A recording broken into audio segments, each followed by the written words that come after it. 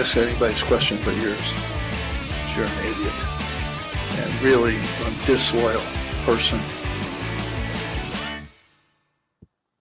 Welcome, everyone, to the Disloyal Idiots podcast. I'm Christian Guzman, joined by Steve Haller and Mike Ostrowski. Andy Pregler, attendance pending. Boys, if you weren't around for Tuesday, boy, everyone just, kind of strap in, grab a beverage, because we've been joking a lot about cold, rainy Tuesday nights in Stoke. A cold, wet, rainy Tuesday night in Ithaca is something that definitely happened this past weekend. And as much as we would love all to talk about, football and basketball news, this lacrosse news demands attention. If you weren't around for the crazy Syracuse-Cornell game that happened on Tuesday, you missed potentially what was the game of the year. I had the fortune to be on the play-by-play for that game, and I know Steve and Mike probably have some questions about what it was like. For those who don't know, Syracuse led 7-0 halfway through the first quarter. Cornell cut it to 7-2 at the end of the first quarter. Pat March got ejected. It went to 14-10 at the end of the second quarter. Syracuse went up 16-10 halfway through the third quarter. Cornell scored 7 straight, including 2 within the final 30 seconds to make it 17-16. Sam English scored with 1.1 seconds left to send it to overtime. And then Cornell won in double overtime because C.J. Kirst was left all alone. That kind of sums up, in the barest, minimalist terms, the craziness of that game. Yeah. And Syracuse, once again, heartbreaking overtime loss. Oh, 100%. And I guess the two moments that sum up that game better than anything are a between the legs pole goal and the last play where you leave C.J. Kirst, of all people, without anybody within 20 yards of him. So Cuse is summed up by the ridiculousness of that. Who was that on the play? Billy Dwan, Oh, yep. With between the legs goal. And ironically, Dwan with the slide on to Spencer Wertheim and Wyatt Hoddle also joining in, which left number 15 in white, a Tamar Turner Warren finalist, all alone in front of the goal. Yeah. So even though you and I have talked about this several times by now, I'll admit I turned the game off when it was 7-0 because I thought, like, hey, this is how this is going. There's another sport on. It's also the night that one Bryce Harper decided to have a 3 home run game. Mm-hmm. I did not expect to turn back to the game as it was entering overtime, and how? Why? What is defense, and why did Syracuse forget to do it? But this is a great question. A lot also had to do with how Cornell adjusted, and Cornell adjusted really, really well heading into the after the halftime locker room. One of the big things was putting in Wyatt Nusting goal, which ironically was the same thing in 2022 when Cornell beat Syracuse in the Dome, also in overtime that year. And the last time these two teams played, it was also one Wyatt Nust, who was a savior for Cornell that game, also making 8 saves like he did on Tuesday night, last Tuesday night, to save the game for Syracuse. And then it turned into a scrappy game, and it turned into there were penalties all around. The March ejection notwithstanding, it was a really, really physical game with flags flying, and then some weird short stick decisions as well with some 2-man games freeing up Cornell attackers to be covered by short stick middies, which is something that just should not happen, especially with Cornell's attack. Yep. And eventually it just kind of all turned around to a sloppy second half for Syracuse and the perfect storm for Cornell to create that monumental collapse for Syracuse. Now, call me crazy, because I've been thinking about this for a while since the March ejection. So he got he got jacked in the end of the first quarter, going into the second quarter, correct? Yes. And there's this halftime thing that, the offense that they installed kept rolling until said halftime, where your offensive coordinator is no longer present to counteract any of those defensive changes that Cornell is making. Yes. And it's funny how that happens, that they score 14 in the first half and 3 in the second half. Yes. Yeah. 2 of them within the first 10 minutes. It's like the first 8 minutes, I want to say. Memory is hazy because, boy, Right. everything happened in that game. Like, the first goals were scored for Cornell. Cornell scored the first 2 goals out of halftime. I mean, not Cornell. Syracuse scored the first 2 goals out of halftime. Oh, wow. And then didn't score until Sam English sent it into overtime. That is mildly insane. Yeah, and there were 2 reasons. One, of course, was the goalie change. Nust had an amazing game, and one of his main strengths is saving shots low. And Syracuse loves a low shot. And Nust was really, really good in doing that. And the other thing was, just got sloppy with the ball. They had 7 turnovers in the fourth quarter. You're not going to win games like that. No, that's crazy. And I can't even fathom. I mean, hell, personally, I can't even fathom doing play-by-play, let alone being on the call for that game. Like what was Sholkoff feeling at that point? Like, I'd assume it wasn't a crazy crowd just for the sheer like wetness of that. Yeah, there were 2 factors that contributed to crowd size. Definitely precipitation, but also Cornell students were on spring break.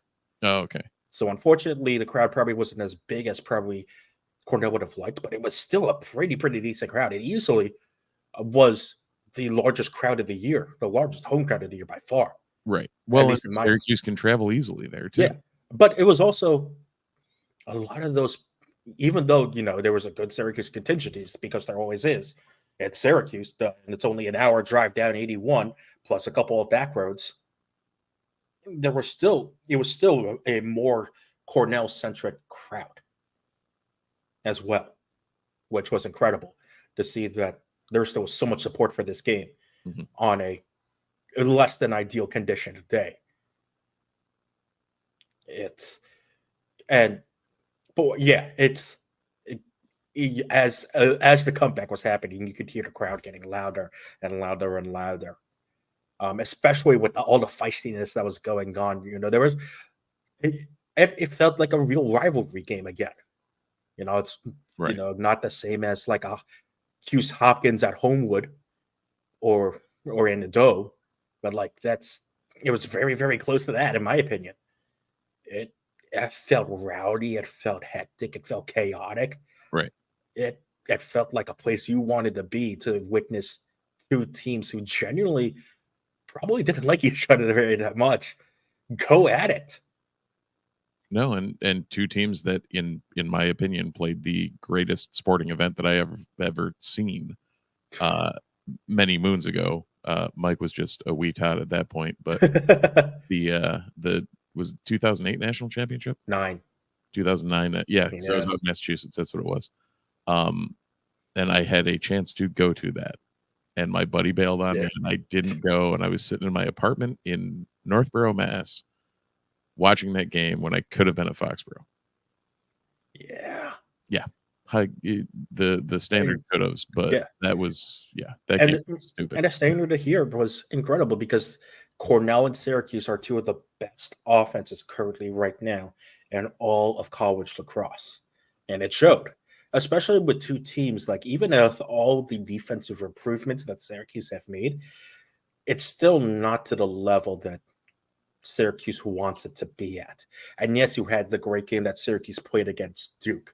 And that probably put, people on notice because Syracuse absolutely shut down Brennan O'Neill, who didn't have a good game, only had 1 goal in that game.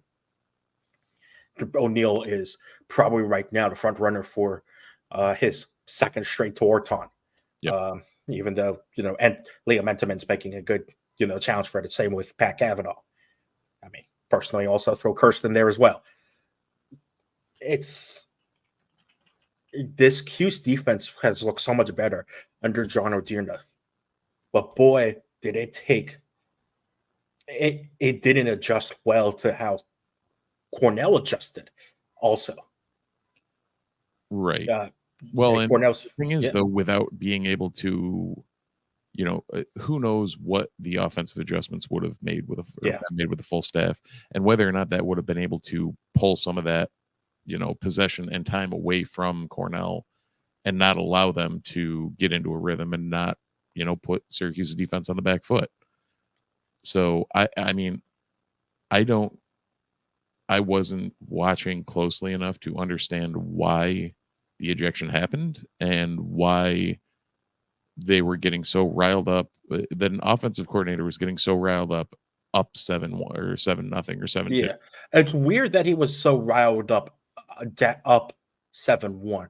Because the thing that led to the ejection is what made it a 7-2 goal, a 7-2 ball game. It's because on that possession, Cornell was clearly offsides. When you look back at the replay, Cornell did just blatantly offsides. Brendan stopped a long pull, took a couple steps over, and was clearly in the offensive end. When you look back on replay, yes, that's the case. But even though men's lacrosse is slowly introducing video replay, offsides is not one of the things that can be officially challenged or under video review, just on the limited rules that replay allows right now.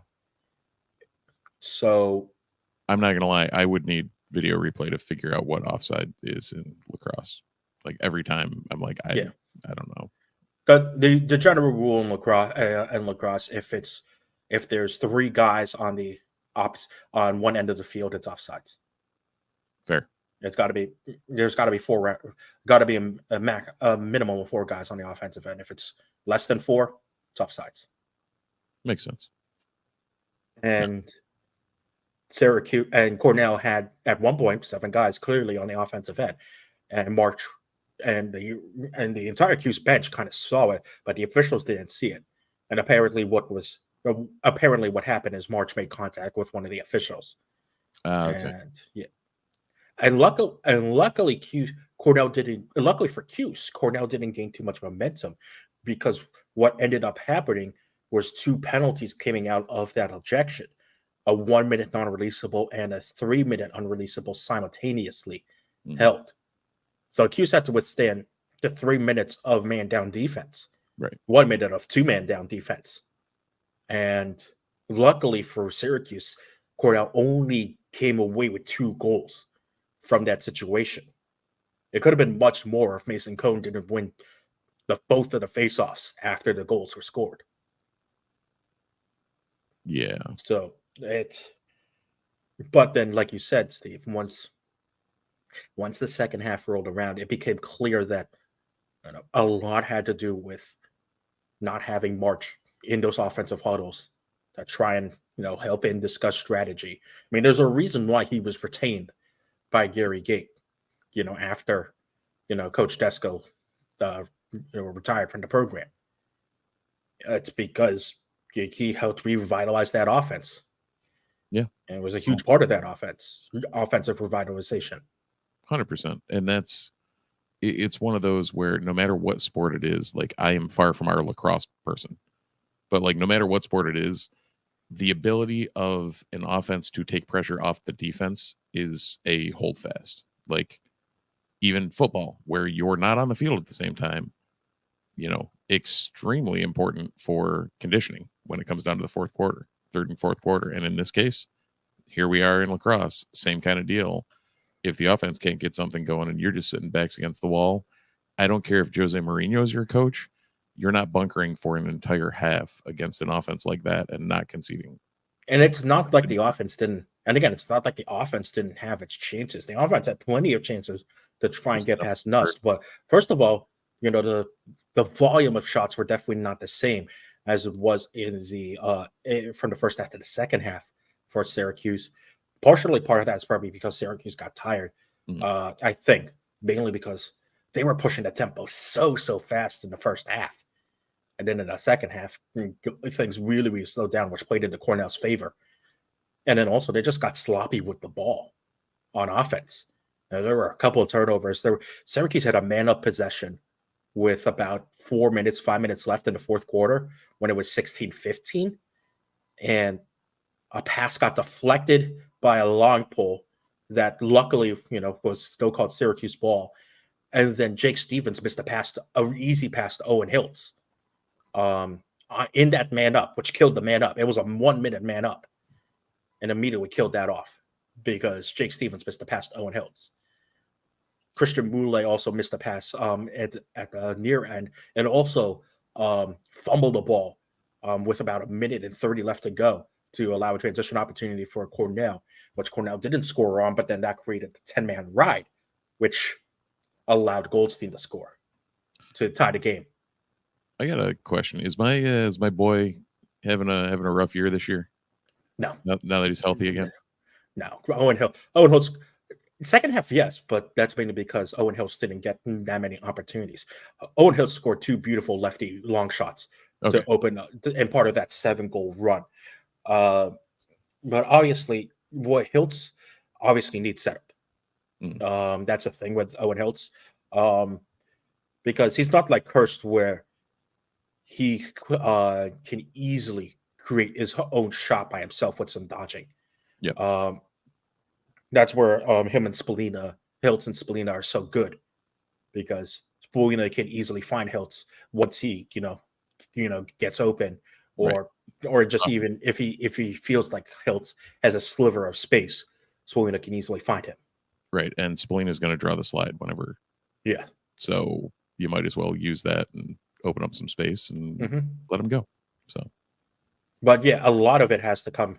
This is the problem as well with Syracuse, is that Spallina is so good at passing that he's got to be the one who, if it's not through, if the midfield isn't generating offense with individual dodges, something that Michael Leo has done an excellent job on the first midfield line, Spallina needs to be the one who has the ball in his stick to facilitate the offense. And I think a lot of people were critical about that, especially for Syracuse in overtime, where Spallina didn't really touch the ball that much. And that, kind of started to stymie the offense, where you started to see a lot more of the defenders, a lot more of the Syracuse players just trying individual dodges. Right. And while Cornell's defense has been suspect at times this year, eventually, the Big Red defense just hung on. Yeah. One of the craziest games I've ever been a part of, and probably will ever be a part of. That it's so hard to think of a game that will top the topsy-turvy nature of that contest between Syracuse and Cornell. Easily, probably will be the game of the year unless something absolutely nuts happens in the postseason as well. But the momentum switches, the ejection, Billy Dwan between the legs goal, and then the run Cornell went on at the end. The goalie switch as well, double overtime. I mean, Will Marks still also had to make 15 saves just to get to that point as well. Even from the Syracuse perspective, to get that game tying goal from English in the literal last second had to be crazy to see. Yeah, on the very last possession. Yeah, and English got around the short stick Aiden Blake, and no pole slided over, and English just had a free shot at Nust and went 5-hole and beat him. And that's what sent that game into overtime as well. I mean, Syracuse doesn't win that game without Syracuse doesn't stay in that game without Cone and Mark either, because Cone had been so good on faceoffs. Cone only lost 6 faceoffs, which is nuts. You don't see that we haven't seen that from Syracuse, I think, ever. Right. And Mark, again, 15 saves is just incredible. Like Syracuse, the big thing also is that just per NCAA rules, it's tough. This is a really tough break because it seems like, March was justified in at least making an argument against a bad call from the officials, but because of his ejection, he is also out for Syracuse's next game against UNC. Now that at least, again, when it comes down to that, at least you have, going into it that somebody else is prepping the offense and someone else is taking the notes and whatever. Yeah, at the very least, that is indeed correct. And also having this weekend off, having more time to game plan, it counts for something where at least it's not a quick turnaround like a Tuesday to a Saturday immediately, where especially against another ranked team in a very short amount of time. I mean, it is UNC this year. UNC has had some questionable losses this year, like in High Point earlier this year, a couple other bad losses for UNC. It's not the same UNC team that has been so good in the conference. Right. But right now, it's you hope for Syracuse, you hope you survive that, because to end off the regular season before the ACC tournament, it's Virginia, and if you thought CJ Kirk was hard to handle, you've got to go up against Peyton Cormier, Connor Schellenberger, and McCabe Milton, which is probably the best attack in the entire nation. Yeah, that sounds right. And I mean, you kind of saw once Cornell figured out how to attack the long pulls and the close defenders, and get switches on to give their attackers and their star players some favorable matchups, it was hard to stop that Cornell offense. And it's hard to stop Virginia's offense when you've got Milton, Schellenberger, and Cormier absolutely rolling. So it's not easy for Syracuse. Even though it feels like the Orange are on a good spot, this could spiral out of control very, very quickly. And Syracuse should still make the NCAA tournament, but this could easily turn out into Syracuse not hosting a game because they go on a spiral to lose out in the regular season just because of the quality of teams that are left in the ACC they're facing. But they need a win against UNC. Given where the Tar Heels are this season, you cannot afford a loss to Tar Heels. Fair. I mean, my brain always goes back to like days gone by of them, but definitely. Yeah. It's not the same UNC team, but that's just also because of how loaded the ACC is. I mean, we just saw a great battle between Notre Dame and Duke today, or Notre Dame, hung on to one to win. I mean, each Kavanaugh brother scoring 4 goals, which is just another foregone conclusion. Antomin with 14 saves. Yep. It's hard to see anyone beating Notre Dame, obviously, this year. Yeah, that's crazy to think. As I slowly calm down from my moratorium on that Syracuse-Cornell game, I'm surprised I still had a voice. I luckily still had my voice Wednesday morning and in the entirety of Wednesday after calling 25 heart-stopping goals. I mean, it included Still, there we were thankfully not required to do another game Wednesday afternoon. Yeah, I got lucky about that. It was also 35 goals. My math is bad. Wow. You would think I would have better math skills for that now. But boy, yeah, that was really, really, it was really fun. Let's just put it that way. It's really funny. It took me a while to come down from the adrenaline of that game. Especially with all the goals that were scored. I mean, it even had what now is a normal Joey Spallina behind the back goal. Right. That didn't even make the highlight reel. Yeah, because especially for Spallina, that's like, oh, it's another Spallina behind the back goal. Like, you kind of expect that from him. Yep. You're going to get jaded to the fact that Spallina is going to most likely score that, which is nuts to think about. It goes to show you just what Syracuse has with 22. And Spallina, for all the flack that he gets, for were not scoring in big games, he definitely showed up and produced for Syracuse when he was given the opportunity to against at least Cornell. Yeah, he had 7 points. You can't ask for much more than out of him. 3 goals, 4 assists, and when the whole team went cold near the end, you can't put that blame just on him when you have so many other pieces that are supposed to be able to score in bunches and be able to facilitate. So, all things considered, it's not just the Joey Spallina show anymore. When you've got a game like that where the whole offense just shuts down near the end, that's a team problem. That's not a Joey Spallina problem. Yeah, you could easily argue that. I think the arguments now, when you look back at it, are justified that Spallina definitely should have been touching the ball a lot more in the second half and in overtime. Isn't that just like something that is a standard? Like, This is true, yes. Yeah. But you could sense that Syracuse was trying to get comfortable, was just comfortable with a 6-goal lead and was slowly taking their foot off the pedal. And then Long started scoring a couple of goals. Michael Long also was just incredible for Cornell in that game. All the highlights are going to go to Kirst, but Michael Long with 5 goals and 4 assists in that game. He's been such an X factor for Cornell this season as like their quarterback.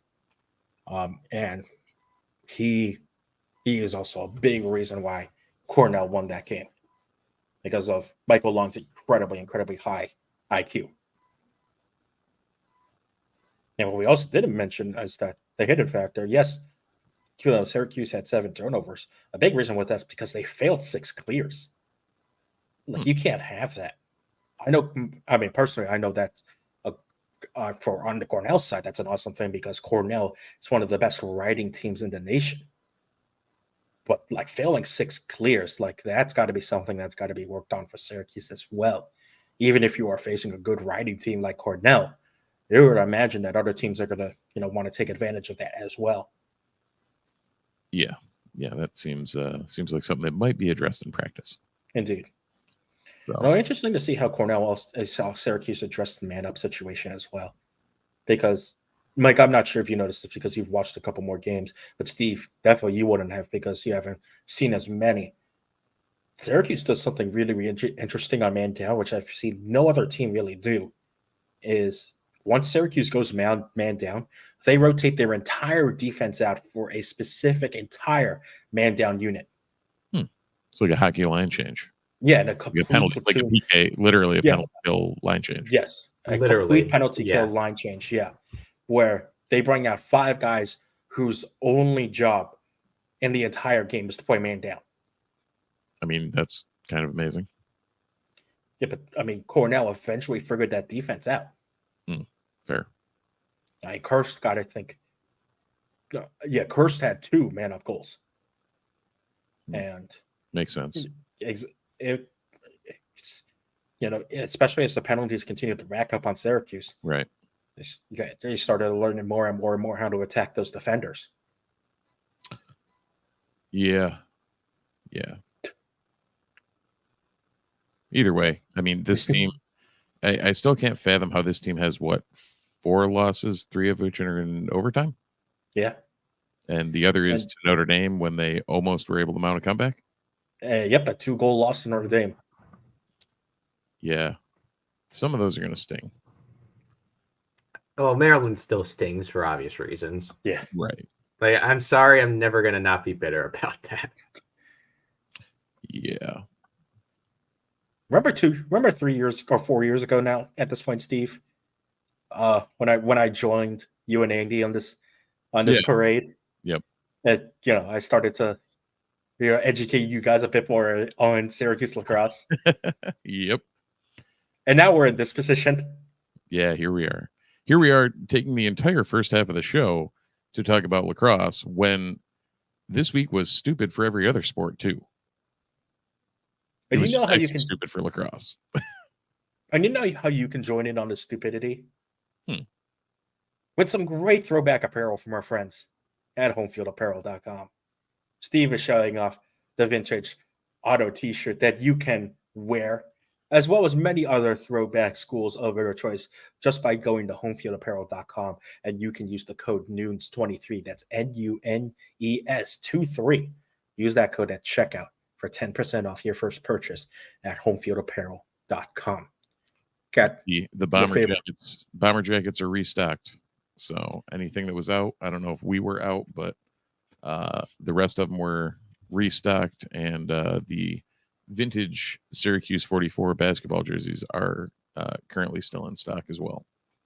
Before you get one of those vintage Syracuse 44 jerseys, unfortunately, the Syracuse bomber jacket is sold out, but you can get the Cuse script hat as well. They still have Syracuse joggers in stock as well, and you must get those. Those are the comfiest joggers you will ever own.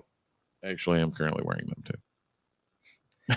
It's got Steve's seal of approval. Yep. And- I wish they would do a snapback though, because like this dome dad hats don't work on this head. So I need the snapback with the high front. I mean, there's also with Steve, hence the offensive line bun.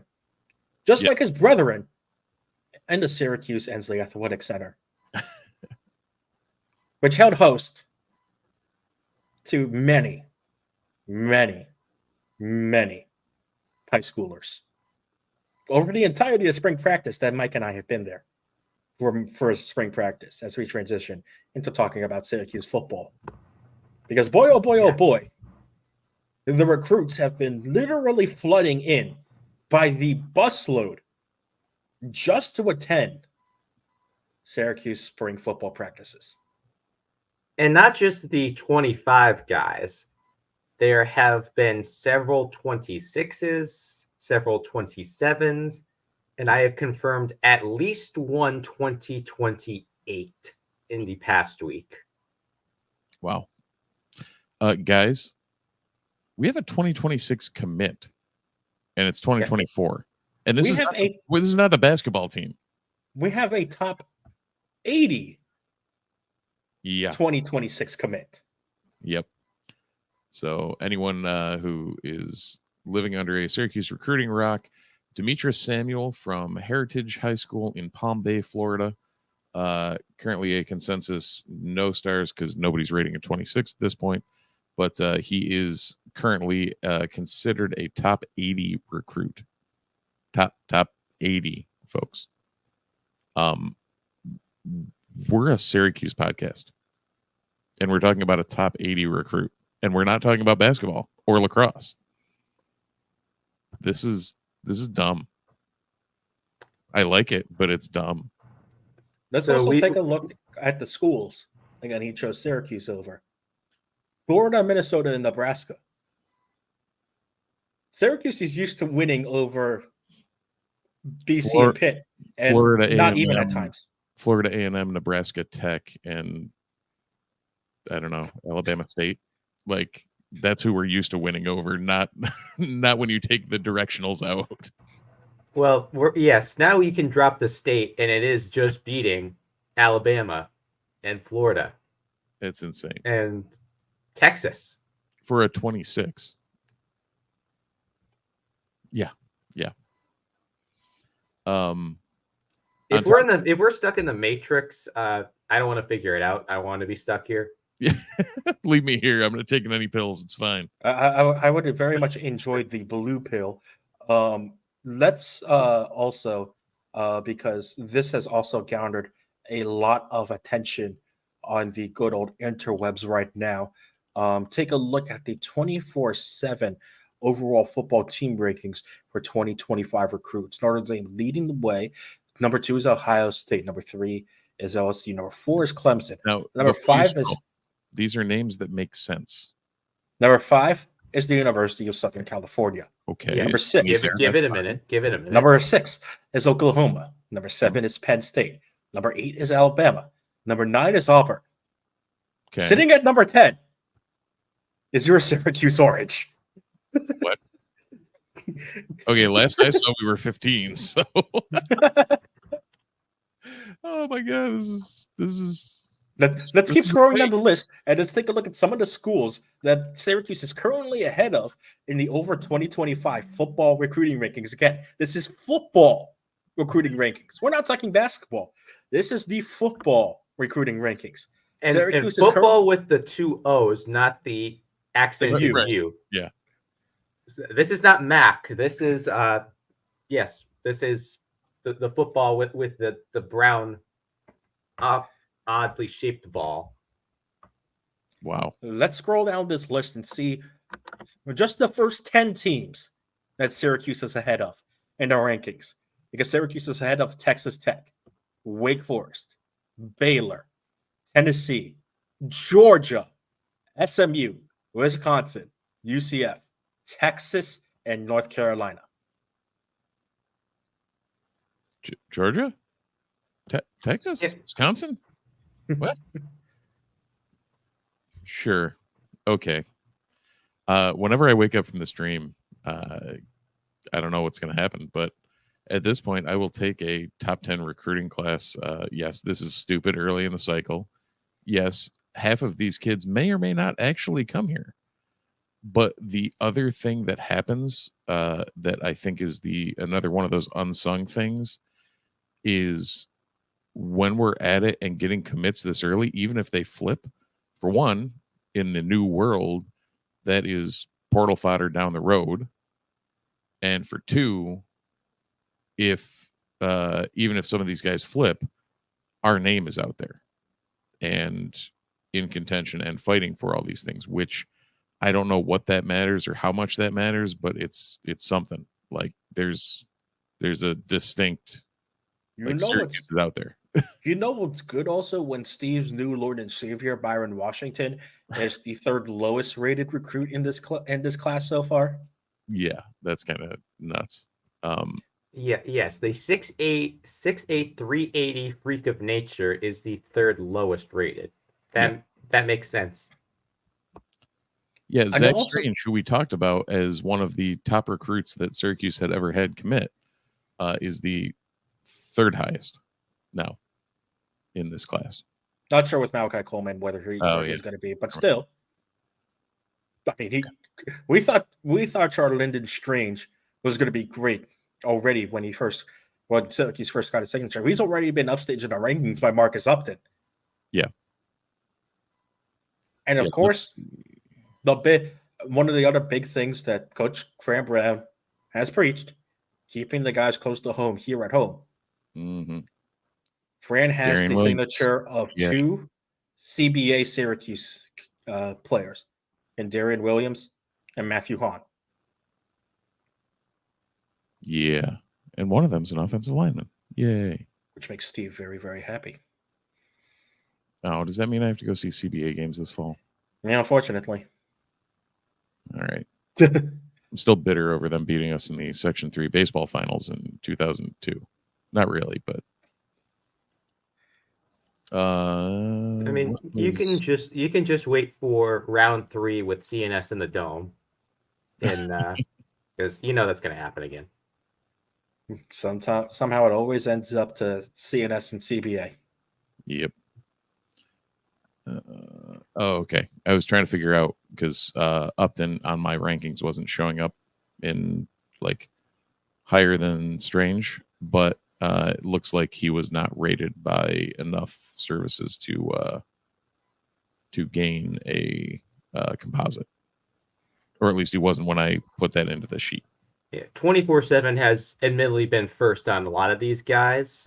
So either McAllister is working overtime, or they just happen to be the ones that got him first.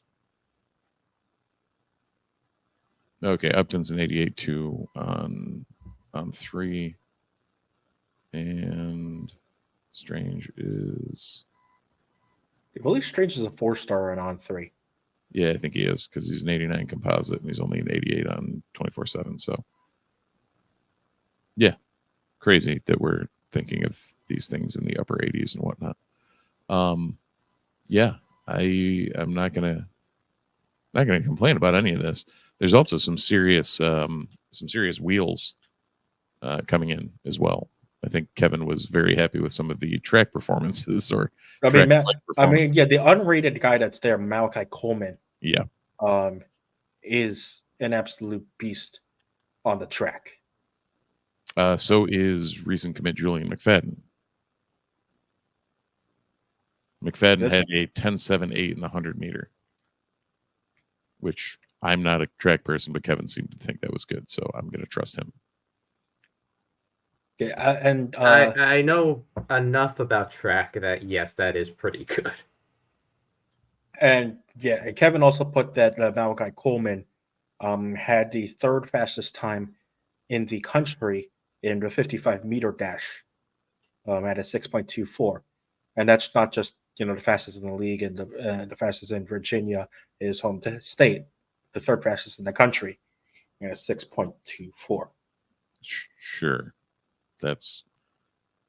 I'm pretty sure my car doesn't go 0 to 60 in that. I would say the same for my car as well. So we're talking a lot about recruiting, and we have been quite a bit lately, but there was something else that came out this week on the Syracuse football front of the major focus of one coach, Fran Brown, and who he wants to quote unquote bring home. I can tell you who he wants to bring home. I mean, right now it's John Lally and Zaire Franklin. So, Mike, I guess being the on-campus one, how does this hit that we're now starting to bring back some of it looked like the reaction also the reaction to this was like Justin Pugh and Cisco and a couple other guys saying, "Oh, we're coming back for this." When Zaire is like named a spring game coach. For those listening on the podcast, John Lally and Zaire Franklin are the honorary guest coaches for the spring football game on April 20th. Yeah, and for anyone who doesn't know John Lally, because he played in the early 80s, you will know your new Lord and Savior, John Lally, via just an athletic complex that has been graciously donated to the school. So, yeah. Yes, the about quarter of the SU students that live on South Campus are very aware of the John A. Lally Athletics Complex. Thank you, Central Bus Announcements. But anyway, from what I've heard so far on campus, I'm not going to pretend that I've got like 15,000 responses or anything, but there's absolutely, like, the last 2 years, the feeling was there's a football spring game. That's a thing. This year, it's, oh, hey, at least we're looking into it. How do we get tickets for this? Maybe it's not a ton of definites yet, but there is some actual interest among students in going to this. I mean, that says a lot, judging by student attendance at past spring games. So, yeah. You mean the tens of us? Yes, there are totally dozens of you. Yeah. So, and I don't count because I was in a suit for at least the last one. Right. And the one before that, you were there to meet Kevin and I. So, yeah. Yep. No, it's a weird feeling going into this spring game with as much, like you said, even, around town or whatnot, people are interested in what's going on, and there are eyes on this program, which hasn't happened since probably the second Marone year.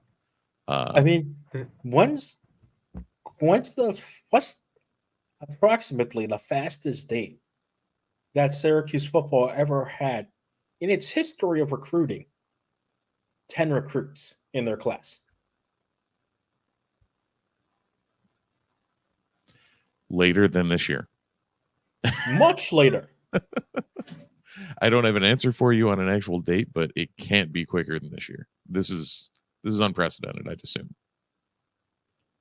I mean, again, alumni coming to, Syracuse, recruits coming to Syracuse, that's, again, a big reason why so many people are so excited for Fran Brown. I mean, he gets literal Heisman winners in the door as well.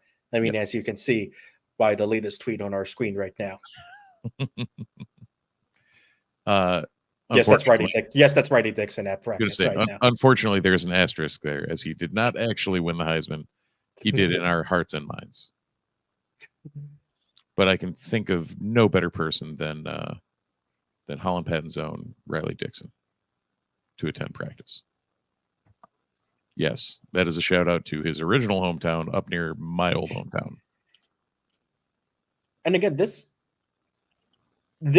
all of this excitement also was all generated before Syracuse even, and especially with all the recruiting that has happened, this was all before Syracuse held its first official scrimmage of the spring just this weekend. Yeah, they were barely hitting for shorts and shoulders for half of this announcements.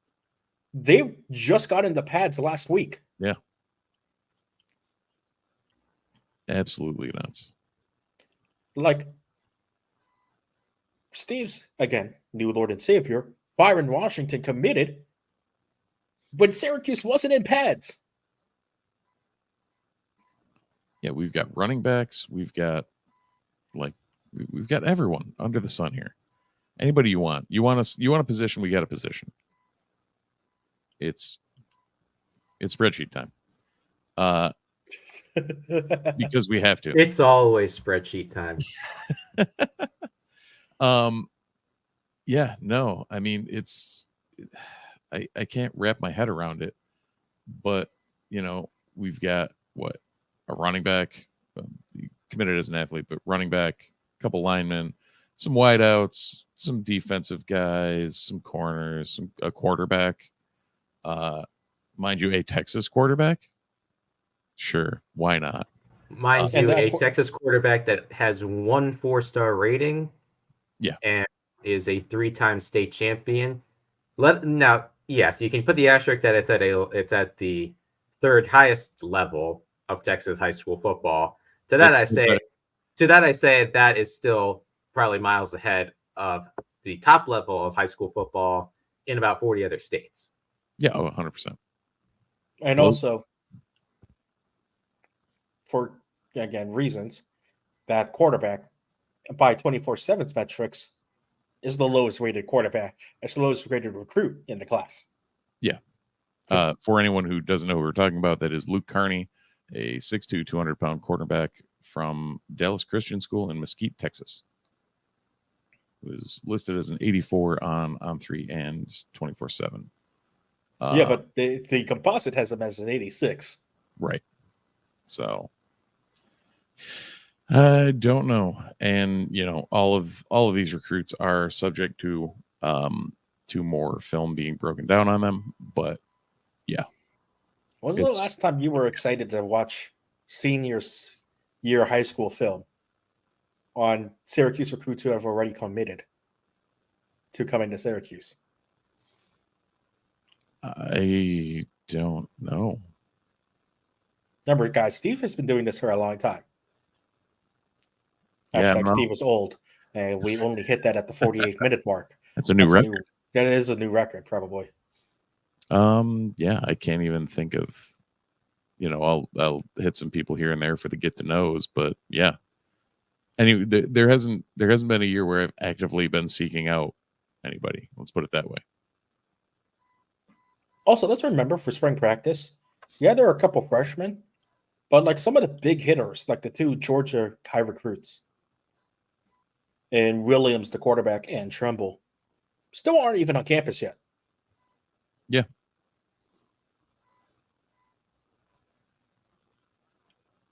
As we sit in stunned silence at what Syracuse has become. Yeah, it's funny here because we have that in the spreadsheet too. The anyone with a number is on the current spring roster, and this is thank you, Mike. Anybody who isn't still isn't even on campus yet.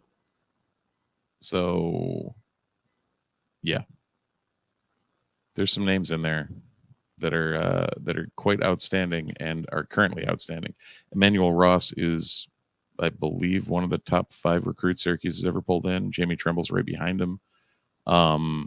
Cody Hornsby, the standout transfer from Grambling State, Fatim Diggs, the younger brother of Fadil Diggs, I believe was less highly rated, but also like you've got the pedigree. Like maybe do some work. And in that case, that was pretty much a package deal to get both. Yeah. Oh yeah. And same thing with Hornsby, because his brother Jalen Hornsby, talented wide receiver in his own right as well. Oh yeah. And also not on campus, will be showing up with his brother. And then again, that's also without mentioning Jakari Williams, one of the higher rated quarterbacks that Syracuse has ever gotten. Yep. Forgot about him too. Think about that Hornsby household. Both brothers are 6'3". One is 203 pounds. The other is 315. It's that's the perfect gym of game day versus cut day. Is that the before and after pictures that we had from? No, it's not before and after. It's gains versus cuts. You know, someone's cutting, someone's gaining, someone's making big gains in the gym. There you go. I mean, and you see it with the strength and conditioning staff as well. I mean, every single person. Steve, have you seen the pictures? Oh yeah. I don't think we've talked about a lot about the pictures on this pod because we just haven't had the chance. No. For those who are unaware, the strength and conditioning staff has been putting in work in terms of getting the transformations. Getting just amazing body transformations in general, and just incredible, just transformations.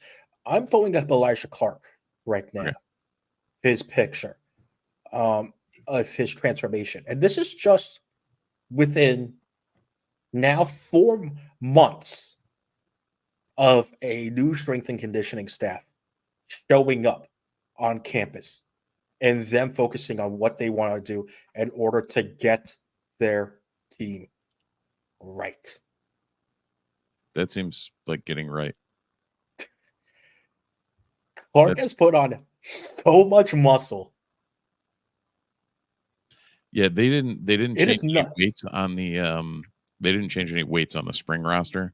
However, when the fall roster comes out, I really want to do my annual comparison between the two of like, all right, biggest gains, biggest losses.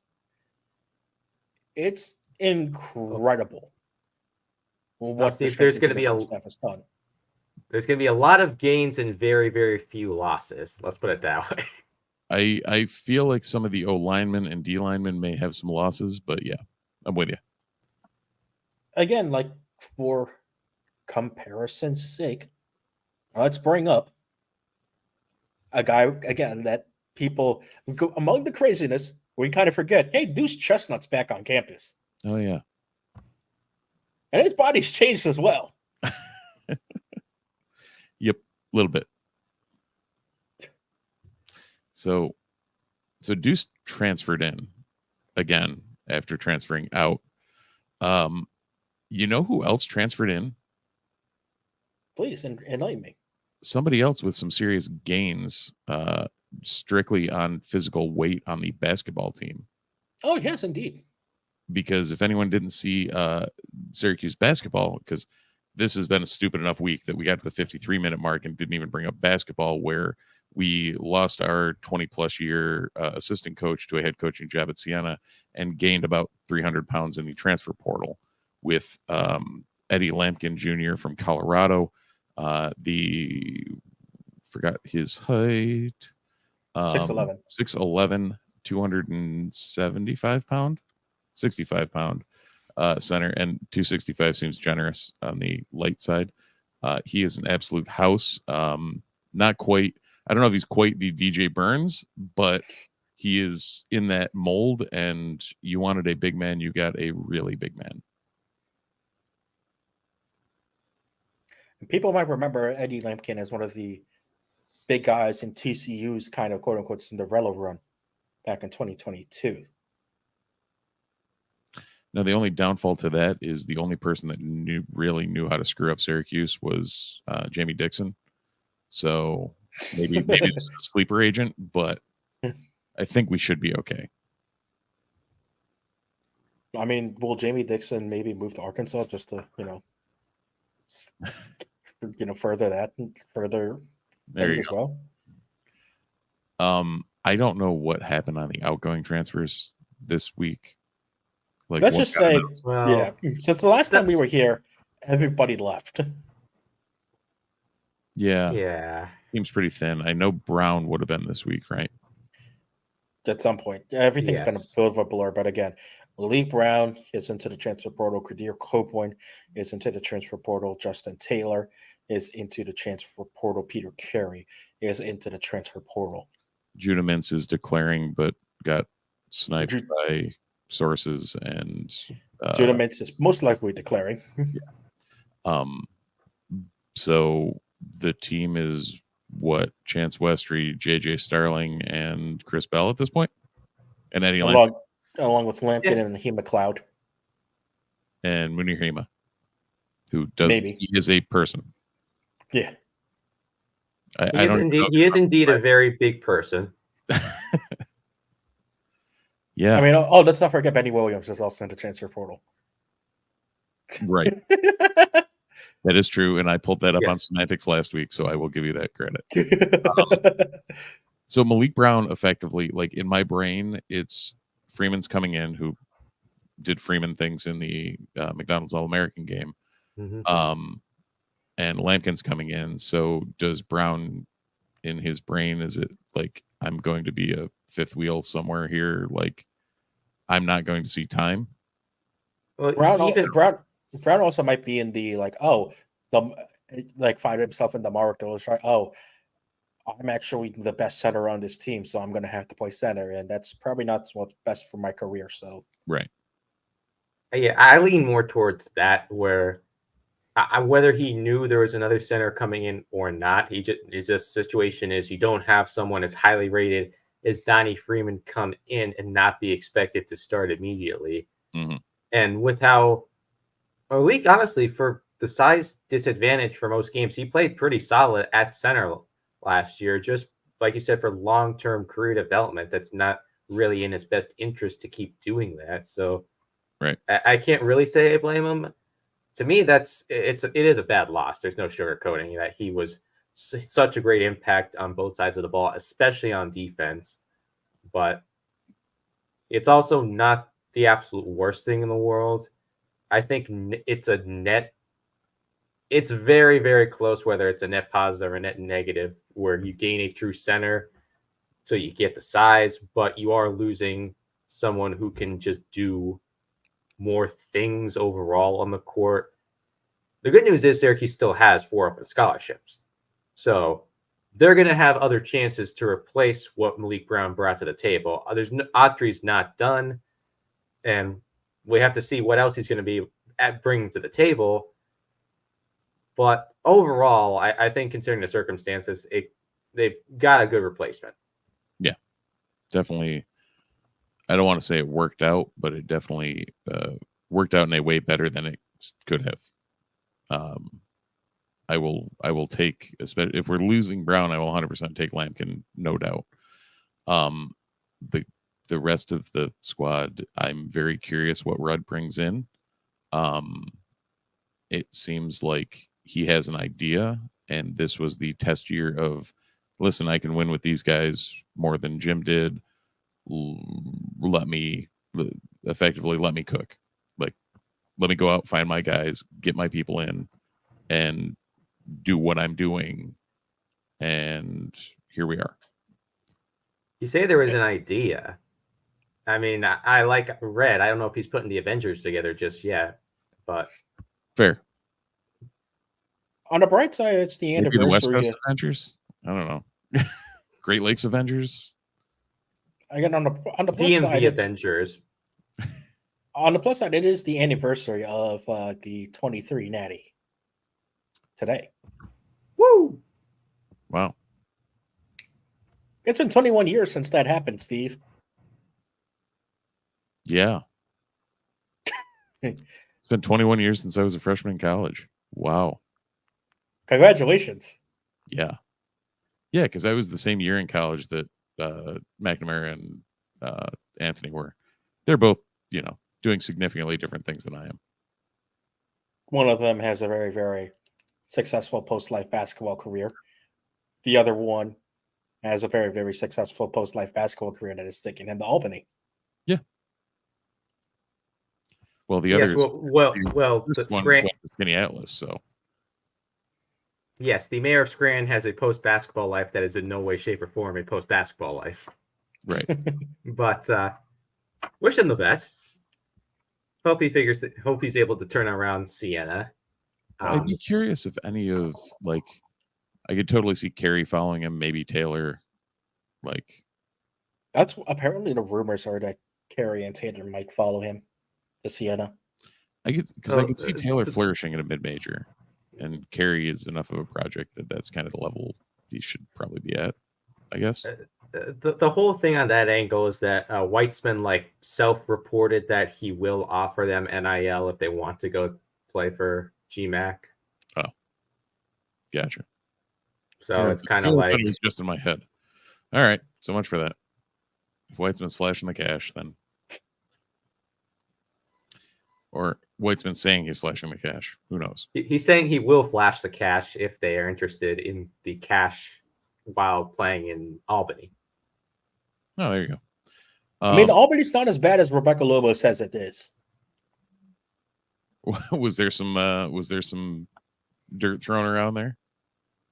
Oh yeah, I mean, for the women's Elite Eight that was happening in Albany, it was just Oh yeah, yeah. Speaking of the women's basketball team, same note, everybody's transferring. Only a couple. There have been a couple of key pieces. The big one being Alyssa Latham, Right. is transferring out. That's the big unfortunate thing. Yeah, I mean, I think it seemed like the rest were pretty expected. No, the others were What's bad expected. is that- I mean, yeah, Deja Farah is transferring to the WNBA. And to me, with Latham, part of it is also like with Varejao getting an extra year, however the eligibility works there. Could be a little bit of a block there. So, right. I mean, obviously the hope is that Isabel Varejao stays healthy, which absolutely. she did have her issues with that. At many points this season.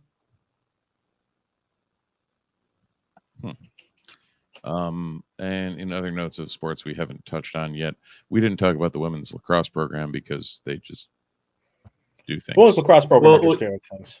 Well, see, Christian can tell you that on Tuesday they scored a lot.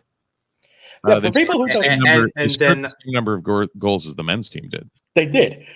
People forget that I am actually working for both Cornell men's and women's and calling both of their games.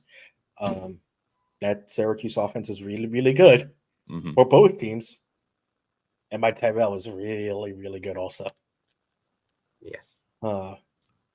Yeah, so they scored, as mentioned, they scored as many as the men's team. They did not give up nearly as many. Yeah. No. Yeah. Final on that was 17-4. Yeah, and that's also a huge part due to the two parts: Syracuse defense and Delaney Schweitzer.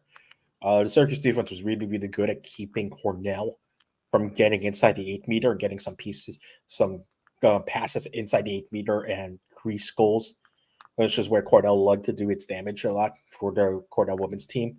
But the defense was really good at preventing the ball from getting in that area in the first place. And if a pass was attempted, it was either not hitting its target or getting deflected on the way in by a stick. It was a really, really good defensive effort from Syracuse. And Delaney Schweitzer had one of her better games of this season as well in goal. Which really helps. Yeah. And then yesterday, with the all the dirt in the dome at the moment. I was in the dome. When you have a 6-year-old in Central New York, you end up at Monster Jam. So you're the ones who forced out the team to play in the beautiful lands of Cicero. Yeah. That facility is really good for lacrosse, though. Oh, yeah. It's honestly probably less worn turf than the dome turf, so they'll take it. No injuries. No injuries. Also, it's because that dome turf hasn't had, hundreds of pounds of tread on it. Yes, they also don't park bleachers on it for half the year. This is indeed true. But regardless, women's lacrosse played a team that a school that also has a women's lacrosse program that is only 3 years old now and is still in the condition you'd expect a 3-year-old program to be. It was 12-1 at halftime, and the final stayed pretty close to those lines. Yeah. This team is going to be good. I mean, it's the women's lacrosse team has seemed to kind of start to shore it down. And after kind of a slow start to the season, it felt like they were trying to find its groove and its rhythm without having, such key players like Megan Tyrell and Megan Carney on the field with them. Emma Ward's continued to dish the ball with precision. Emma Tyrell is now on one of the hottest goal streaks you could ever be on. And it's going to be very interesting to see how far this women's lacrosse team goes. They've got some real talent back behind them again still. Yeah, and what do they have going on? I know the men, we talked about the men having a real rough ending. I want to say they're a lot less rough. Only by a margin. They go down to Clemson and play in the very, very fancy new Clemson women's lacrosse facility, which is very, very fancy and very, very cool. I'm saying it like that because, boy, it's really nice, and they've thrown a lot of money at that program. Nice. That is what happens when you have Death Valley on campus. Yeah. The Clemson women's lacrosse facility is absolutely nuts, and it's specific for women's lacrosse, which is nuts. Yeah, that's crazy and awesome. And the small issue of ending the season against Boston College. Yeah, I forgot about that one. Yeah. At Chestnut. At BC. Yeah. Yeah. Mm-hmm. Just a small issue before the ACC tournament. Right. Well, at least we know the two of them won't get drawn against each other the first round. Maybe? Question mark, question mark, question mark. Yeah. Fun times. So, yeah. At the very least, my voice will be happier with me this week because it doesn't have to go through what it did on Tuesday. Fair enough. That's my moratorium on Syracuse-Cornell men's lacrosse. Well, Syracuse is not a baseball school, but he also contributed to that. So, it's been a fun time for sports here in Central New York. Even in the off season, you didn't think we'd have this much off season talk ever, did you? No. I don't think Steve would have ever thought he would have a 1-hour podcast that was actually filled with this much information in April. No. It's usually just scrapping for lacrosse talk and hoping something happened on one of the other ones. Boy, did things happen. Oh, yeah. Like on every front. We couldn't fit it into an hour, folks. That's also what happens when on the football front you talk to every single coach in existence. And they all have something to say. Yeah, Steve, why don't you join us? We're at the point because of how packed the sidelines are. We need credentials just so that the coaches can realize who's a media member and who's a recruit. Wow. As Mike shows off his credential for spring practice. Oh, that's unheard of and amazing. Yeah. I should, we should probably, when do we have to put tags in for the spring game? Not till the 18th. So you got a little time. I unfortunately fortunately for me, but unfortunately for the viewers and listeners, I will be in Ithaca that day. Yes, I may make it. I may make it back up. Actually, you probably will be driving right through about then. Yeah, I might. I can make a pit stop. Maybe they'll be nice and maybe they'll be nice to put out a media spread for that game as well. Maybe one hoping maybe. A man can dream. I'll spot we'll you. See. That'd be really funny to roll up from 2 senior days to the Dome for spring practice. Well, I've got to go from a Cub Scout Earth Day hike there. So just the absolute dichotomy of our Yep. other jobs to converge on Syracuse football spring practice. mhm. Again, a spring football practice, which we haven't been excited for in quite some time. I think the last one I was actually excited for was like 2019, and then whatever. Mhm. Yeah, and look what happened next year. Yeah. Hindsight. Hindsight is indeed like that year 2020. Yep. Yep. But boy, we will have a lot more to talk about on our next edition of the Disloyal Idiots podcast. We have gone 10 minutes over schedule. That's just because there's been so much happening in Syracuse lacrosse. And we also like to thank each and every one of you who are watching live on Twitter, Twitch, or YouTube for tuning in live here Sundays at 8 p.m. If you're listening on your podcast platform of choice, thank you as always so much for listening, and make sure you rate, review, subscribe, leave a comment so that we can trick the algorithm into expanding the Ottoman Empire. As usual, we usually put these live Sundays at 8 p.m. Why don't you come and join us and leave some comments in the various chats so we can interact with you as well and get some of your opinions on the latest goings around Syracuse Athletics. Because just based on this week alone, there's going to be a lot more to talk about in the coming weeks. Mike, as always, thank you for joining us. Steve, it's a pleasure to talk with you as always. Maybe we can find Andy Pregler and resuscitate him at the necessary time in order for him to join us as well. Impossible. Yeah, I can only be the token Yinzer for about 5 more weeks. Someone help us find Mike's replacement. But anyway, that will do it for this week. That's going to be the new name of the podcast, Finding Andy Pregler. Yes, it is. Saving Private Pregler. God. Until our next edition on Band of Brothers, I'm Christian Guzman alongside Steve Haller and Mike Ostrowski. Thank you for listening to the Disloyal Idiots podcast. And as always, go Orange. Go Orange. Go Orange.